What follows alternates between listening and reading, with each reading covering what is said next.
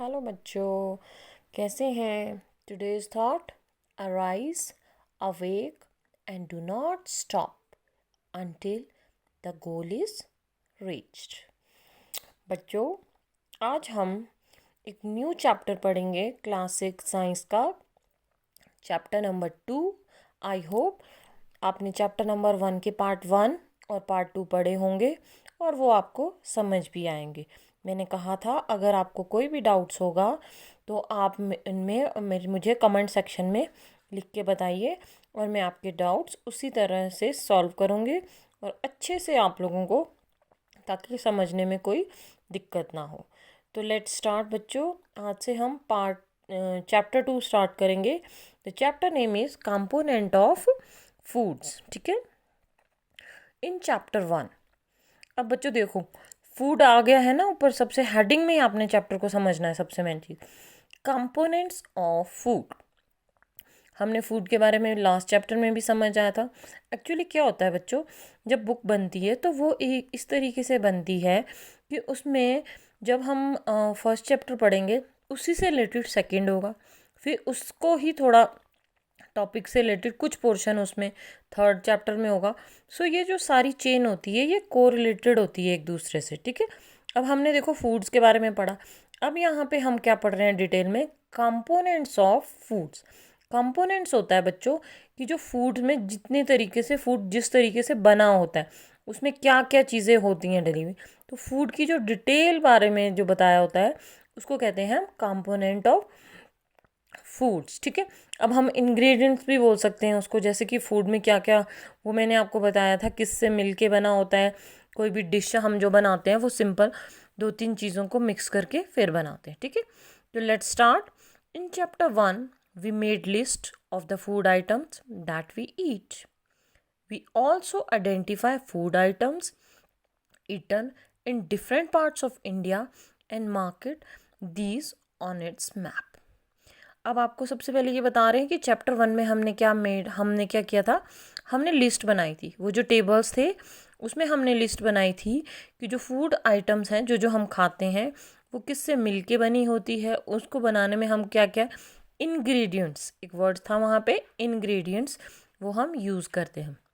We also identified food items eaten in different parts of India. और ये तो understood है बच्चों कि हमारा अब आपके फ्रेंड सर्कल में ही है। ठीक है, तो अलग अलग हो है हम सारे, मतलब यहाँ पे इंडियंस हम ठीक हैं, हम हिमाचल में हैं, तो हम लोगों की थोड़ी जो डिशेस होती है वो कॉमन हो सकती है। ठीक है, जो आपके घर में बना है वो आपके फ्रेंड के घर में भी बन सकता है और साथ में आपके रिलेटिव्स के घर में भी बन सकता है। लेकिन क्या फ़र्क होगा बच्चों, थोड़ा सा उसमें जो हम इंग्रेडिएंट्स यूज़ करेंगे, हो सकता है आपकी मम्मा कौन से स्पाइसेस यूज़ करते हैं, उसको बनाने का थोड़ा जो तरीका है वो डिफरेंट हो सकता है। सो जब हमारे अपने घर में ही इतना डिफरेंस है तो इंडिया जो इतनी बड़ी है वहाँ पे जो बनाने का जो डिशेस का तरीका है वो अलग अलग 100% होगा। ठीक है ना बच्चों? तो a meals could consist of chapati, dal and brinjal कड़ी।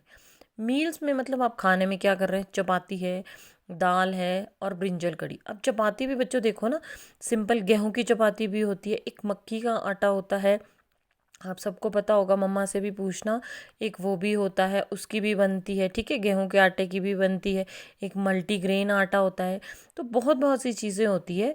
नाम चपाती ही हम उसको बोलेंगे सबको, लेकिन उसका जो इंग्रेडिएंट्स होते हैं हर आटे में वो अलग अलग होते हैं। ठीक है, वो चीज़ है। और फिर यहाँ पे अनदर में भी rice, sambar and vegetable preparation of lady fingers. Yet another meals could be appams, fish curry and vegetables. ठीक है, ये जितनी भी अलग अलग डिशेस यहाँ पे बताई गई है ये सारी हम बनाते हैं, लेकिन इनकी प्रिपरेशन का जो तरीका है वो अलग अलग हो सकता है। ठीक है, अब हम इसमें क्या करेंगे, मैंने आपको बताया था कि साइंस में एक्टिविटी सबसे इम्पॉर्टेंट पार्ट होती है। ठीक है, तो अब आप देखो, क्योंकि आप छोटे बच्चे हो अभी आपको यहीं से प्रैक्टिकली कर देखना है। अदरवाइज जैसे जैसे आप बड़े होंगे तो ये जो एक्टिविटी होती है ये प्रैक्टिकल्स लैब में करवाएंगे आपको आपके टीचर्स। ठीक है, और ये बड़े केयरफुल तरीके से करनी होती है। ठीक है बच्चों, ओके। अब आप करेंगे, आपने लैब सुनी होगी ना अपने ऑफिस, अपने स्कूल में बोलते हैं कि लेबोरेटरी, लैब्स उसका निकनेम है, वैसे उसको कहते हैं लेबोरेटरी। तो वो ये चीज़ होती है जहाँ पे हम साइंस के एक्सपेरिमेंट्स करते हैं। ठीक है, अब यहाँ पे है activity 1। Our meals usually have at least one items made of same kind of grains. Other items could be a dal or a dish of meats and vegetables. It may also include items like curd, buttermilk, and pickle. Some examples of meat from different regions are given in tables 2.1. ठीक है, अब देखो आपको क्या कह रहे हैं। Our meals, हमारा जो खाना है, at least one items list one items made of same kind of grains. अलग हम एक ग्रेन्स को, कोई भी हम ग्रेन्स ले लेंगे, वो अलग तरीके से बनाया होगा। ठीक है, उसमें अलग इंग्रेडिएंट्स यूज़ करे होंगे। एक ही चीज़ को हम कई तरीके से बना सकते हैं। ठीक है, ये चीज़ बनाई है उन्होंने। और लाइक इसमें हम कुछ भी ऐड कर सकते हैं, अलग अलग तरीके हम यूज़ कर सकते हैं इसको बनाने के लिए, वो मैंने आपको पहले बताया था। It may also include items like curd, buttermilk और पिकल्स।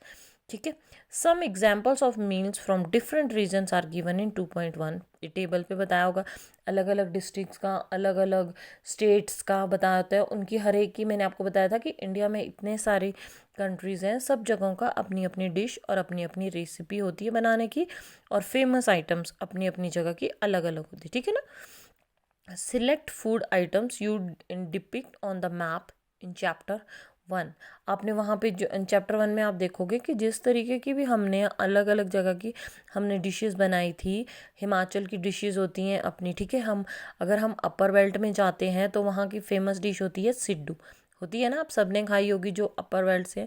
खैर, अब यहाँ पे जो लोअर हिमाचल के लोग हैं वो भी उसको पसंद करते हैं, तो वो वहाँ की एक फेमस डिश होती है। ठीक है, अब हम जैसे पंजाब में होते हैं तो हम कैसे बोलते हैं सब, हाँ जी पंजाब का तो साग और मक्की की रोटी है ना, सुना है ना सबने। तो वो सारी चीज़ें होती है क्योंकि वो वहाँ की फेमस है। ठीक है, फेमस आइटम है। हम हर जगह जहाँ पे भी हम घूमने भी जाते हैं अपने पेरेंट्स के साथ, तो हम वहाँ की जो स्पेशल चीज़ है सबसे पहले उसको खाना पसंद करते हैं। रूटीन में तो सब खाना खाते ही हैं, लेकिन हर जगह का एक अपना फेमस खाना होता है, वो सारा कुछ हम पसंद करते हैं। ठीक है, आप सारे बच्चे जब जब आपके पास टाइम होगा तो आप मुझे कमेंट सेक्शन में बताना कि आप कहाँ कहाँ के बच्चे हो और आपको क्या चीज़ सबसे ज़्यादा टेस्ट लगती है। ठीक है बच्चों, ये चीज़ ओके। ठीक है, सो आपने चैप्टर 1 में पढ़ना है, उसी से रिलेट होके यहाँ पे बताना है। ठीक है, कि आपको क्या है वो जस्ट आपने एक माइंड में रखना है, वो कोई इतना अर्जेंट नहीं है कि उसको आप रिमेंबर करके रखो। ठीक है, अब हमें आगे, sometimes we may not really have all these varieties in our meals. ठीक है, if we are travelling we may eat whatever is available on the way. It may not be possible for some of us to eat such a variety of items most of the time. It's understood। अब मैंने ये कहा आपको कि जब आप घूमने जा रहे हैं तो ज़रूरी नहीं है कि जो आपकी अपनी जगह की या आपको जो पसंद है वही आपको मिल जाए। ठीक है, तो आपने बच्चों ने, प्यारे प्यारे बच्चों ने, मेरे सब ने मम्मा पापा से भी ज़िद नहीं करनी है कि मुझे वही ला के दो, क्योंकि बच्चों जब आप ट्रैवलिंग करने जा रहे हो तो you should be keeping in mind, आपको अपने माइंड में सोच के चलना है कि वहाँ पे हम वो हर चीज़ मम्मा पापा आपको नहीं दिला सकते हैं जो आपको अच्छी लगती हो। इसलिए आपको जो उस टाइम अवेलेबल होगा वही चीज़ आपको खानी पड़ेगी। ठीक है, क्योंकि ये अब वो वहाँ पे चीज़ नहीं मिलेगी तो वो कैसे आपको दिलाएंगे। ठीक है ना, तो ये there must be some reason thought why meals usually consist of such a distributions. Do you think that our body needs different kind of food for some special purpose? ठीक है ना, अब यहाँ पे आपको क्या कह रहे हैं कि उसके अलग अलग वजह भी हो सकती है कि वो चीज़ वहाँ पे अवेलेबल ना हो तो वो आपको नहीं मिल रही है। ठीक है, such a distribution usually consist of a such a distribution. Do you thinks our body, और आपको ये भी पता है कि आपकी बॉडी को सारी चीज़ें, सारी आप जैसे जैसे आगे बढ़ोगे तो आप पढ़ोगे, आपने सुना होगा विटामिन्स चाहिए होते हैं, मिनरल्स चाहिए होते हैं, कैल्शियम चाहिए होते हैं, तो ये सारी चीज़ें हमारी बॉडी को ज़रूरी हैं, इसलिए ये हमारी बॉडी में चाहिए होती है। ठीक है, अब हमारे को इन बॉडी के हिसाब से इन सारी चीज़ों को अपने ईटिंग फूड में, इसको कहते हैं ईटिंग बैलेंस फूड और न्यूट्रिशनल फूड्स कहते हैं इसको। ठीक है ना, ये आपकी बॉडी को स्ट्रॉन्ग बनाता है, तो इसके लिए आपको अपने फूड में ये सारी चीज़ें ऐड करनी है। ये सारी चीज़ें अगर आपको फूड सप्लीमेंट्री होता है, बाहर से मार्केट से मेडिसिन के फॉर्म में, वो नहीं लेनी। आपको ग्रीन वेजिटेबल्स खाने, आपको दाल्स खानी है, आपको मिल्क भी खाना है, आपको कर्ड भी लेना है। ये सारी चीज़ें अगर आप अच्छे से खाओगे तो जो भी आपकी बॉडी को चाहिए होगा वो बहुत ही सारा कुछ इन चीज़ों से मिल जाएगा। ठीक है बच्चों? ठीक है, अब हम देखते हैं 2.1। What do different food item contain what do different food items contain. अब जितनी भी अलग अलग फूड आइटम्स हैं उनमें अलग अलग चीज़ों से मिलके वो बनी होती है। वो मैंने बताया था ना आपको एक वर्ड्स चैप्टर 1 में, हमने इंग्रेडिएंट्स कि वो किस चीज़ से मिलके। अब हमने जो राइस बना दिए, मान लो मैंने आपको एग्जांपल बताया था बच्चों, याद है आपको कि हमने राइस बना दिया। ठीक है, अगर राइस बनाने के लिए हमें क्या क्या चाहिए था? राइस चाहिए था और वाटर चाहिए था। ऐसे ही हुआ था ना। फिर हमने जब दाल बनाई थी तो दाल के लिए हमें क्या चाहिए था? दाल तो डेफिनेटली चाहिए थी। फिर हमें वाटर भी चाहिए था, फिर हमें जिंजर्स, फिर हमें टोमेटो, फिर हमें उसके बाद स्पाइसेस चाहिए थे, फिर हमें मेन चीज़ ऑयल चाहिए थी। तो और भी हम उसमें जो हमें टेस्ट लगता है फ्लेवर के लिए, वो स्पाइसेस हम ज़्यादा भी डाल सकते हैं, वो कम भी डाल सकते हैं। तो वो सारी चीज़ें जो हमने ऐड करी थी वो क्या बताई थी मैंने आपको? इंग्रेडिएंट्स। ठीक है ना बच्चों? अब यहाँ देखो, we know that each dish is usually made up of 1 और 2 इंग्रेडिएंट्स। हो गया ना clear? Which we get from plants and animals. Done. मैंने ये आपको बहुत अच्छे से समझाया है कि हमें सारी जितनी भी चीज़ें हैं या वो प्लांट से मिलेंगी या वो हमें एनिमल से मिलेगी। ठीक है, ये चीज़ है। These ingredients contain some components.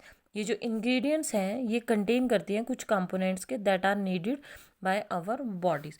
जितने भी ये इंग्रेडिएंट्स थे इनको चाहिए थे कंपोनेंट्स।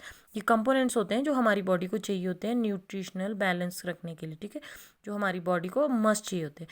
और ये जो कंपोनेंट्स होते हैं इसको कहते हैं हम न्यूट्रिएंट्स। क्या कहते हैं? न्यूट्रिएंट्स। ठीक है ना बच्चों? अब यहाँ पे आप ये चीज़ ध्यान रखोगे, इंग्रेडिएंट्स वर्ड जो मैंने आपको बोला था कि उसको लर्न रखना है वो मस्ट है। फिर वो जो इंग्रेडिएंट्स हैं उसके जो कंपोनेंट्स हैं जो कि हमारी बॉडी को ज़रूरी चाहिए होते हैं उसको कहते हैं हम न्यूट्रिएंट्स। यहाँ पे बच्चों ये चीज बताना चाहूँगी मैं आपको कि जो भी हम साइंस में कुछ टर्म्स पढ़ते हैं उनको जो जिस तरीके की जो ये हेडिंग्स होती है जैसे, या फिर ये डार्क उसमें लिखा हुआ होता है, देखो थोड़ा डिफरेंट लग रहा है ना आपको चैप्टर में भी। तो या तो आपने इसको बार बार समझना है, क्रैम्प नहीं करना है, रट्टा नहीं मारना है, आपने इसको बार बार समझना है और किसी पेपर पे लिखना है। फिर जब भी आप रिमाइंड करोगे एकदम आपके माइंड में वो क्लियर होनी चाहिए कि वो चीज़ है, ये क्या था, न्यूट्रिएंट्स क्या थे, कंपोनेंट्स क्या थे, इंग्रेडिएंट्स क्या थे। ये सारी चीज़ें आपको समझ समझ के पढ़नी है। ठीक है, the major nutrients in our body are named. ये देखो मैंने क्या बताया था आपको? Carbohydrates, proteins, fats, vitamins and minerals. ये जो 5 चीज़ें हैं ये बहुत याद और समझ के रखनी है आपको बच्चों। ठीक है, इसमें क्या है? मेज़र है। मेज़र क्या होता है? सबसे बड़े जो न्यूट्रिशन जो हमारी बॉडी को चाहिए थे। हमारी बॉडी को कार्बोहाइड्रेट चाहिए थी। इसकी जो डिटेल है ना बच्चों, ये कार्बोहाइड्रेट, प्रोटीन्स, फैट, विटामिन्स और मिनरल्स की, ये आप जैसे जैसे बड़ी बड़ी क्लासेस में होते जाओगे वो आपको बहुत डिटेल में मिलेगा पढ़ने को। अभी जस्ट आपने याद रखना है कि ये चीज़ें क्या हैं, और धीरे धीरे ये पता होना चाहिए कि ये जो चीज़ें हैं ये हमें, मेन चीज़ आपने ये ध्यान रखनी है कि ये हमें किस चीज़ को खाने से मिलती है। ठीक है ना? ये आपको ध्यान रखना है कि आपको किस चीज़ को खाने से ये चीज़ें मिलती है। कार्बोहाइड्रेट आपको क्या खाने से मिलता है, प्रोटीन्स आपको क्या खाने से मिलता है। ठीक है ना? कार्बोहाइड्रेट्स आपको मैं आपको शॉर्ट में बताती हूँ कि जो कार्बोहाइड्रेट्स हैं वो आपके इसमें होंगे, फूड में होता है। प्रोटीन्स जो होते हैं ये आपकी दालों में होती है। फैट्स जो होता है ये होता है आपका जब आप बटर खाते हो, घी खाते हो। ठीक है ना? फिर हो गए विटामिन्स, ये दाल सब्जी, ये मिनरल्स, ये सारा आपके सारी वेजिटेबल्स वगैरह में होता है। तभी तो हम बोलते हैं कि वेजिटेबल्स वगैरह खानी चाहिए। विटामिन्स और मिनरल्स ये सारा कुछ आपकी वेजिटेबल्स वगैरह में होता है, फ्रूट्स में होता है मेन चीज़। ठीक है ना? और बच्चों एक चीज़ और है यहाँ पे, एक्सेस में नहीं होना चाहिए। अगर ये सारी चीज़ें हमारी बॉडी में एक्सेस में चलेगी ना, क्योंकि अगर मान लो कोई बच्चा है या वो एक ही मतलब बस फ्रूट ही खा रहा है, या फिर वो घी खा रहा है, घी बहुत खा रहा है, तो ये जो सारी चीज़ें होती है ये भी हमें ख़राब हमारी बॉडी को इफ़ेक्ट करती हैं। बॉडी में जो हमारा सिस्टम होता है नेचुरल उसको डैमेज करती है। ठीक है ना? इसलिए जितनी भी ये सारी चीज़ें मैंने 4-5 बताई आपको, ये एक बैलेंस फॉर्म में हमारी बॉडी के अंदर चाहिए होती है। मतलब ना ही बहुत ज़्यादा और ना ही बहुत कम। ठीक है ना? अब देखो, do all foods contain all these nutrition. अब आपके माइंड में ये क्वेश्चन आया होगा ना कि क्या सारी चीज़ों में ये सारी कुछ न्यूट्रिशन होता है, सारे फूड्स में ये होता है। तो ये चीज़ें देखनी है हमने कि सारों में ये चीज़ें होती है या किस में क्या होता है और कितना हमको इनटेक लगना है। ठीक है, विथ सम सिंपल मैथड्स। अब प्रैक्टिकल्स मेथड ही होंगे, मेथड्स मीन प्रैक्टिकल्स मेथड भी होंगे। We can test whatever cooked food और a raw ingredients contain one or more of nutrition. The test of presence of carbohydrate, proteins and fats are simple to do as compared to the test for other nutrition. Let us do these tests and record all our observation. ठीक है, अब बच्चों यहाँ पे क्या चीज़ देखो, आपको यहाँ क्या बता रहे हैं कि सारी चीज़ों में ये कितना होता है, कौन से फूड में क्या होता है, कैसे आपको पता चलेगा कि इस फूड में ये चीज़ है, इस फूड में कार्बोहाइड्रेट है, इसमें प्रोटीन्स है, इसमें फैट्स है।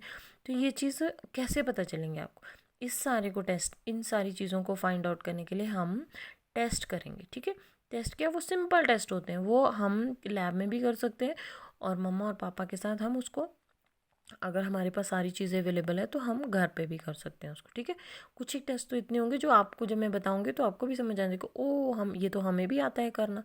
ठीक है ना, तो ये इस तरीके के टेस्ट होते हैं। इन टेस्टों से बच्चों क्या पता चलता है हमें, इन टेस्टों से हमें ये पता चलता है कि हमारा जो फूड हम खा रहे हैं उसमें कौन सी न्यूट्रिएंट्स हैं, उसमें हम कार्बोहाइड्रेट्स खा रहे हैं कि हम फैट्स ले रहे हैं ज़्यादा।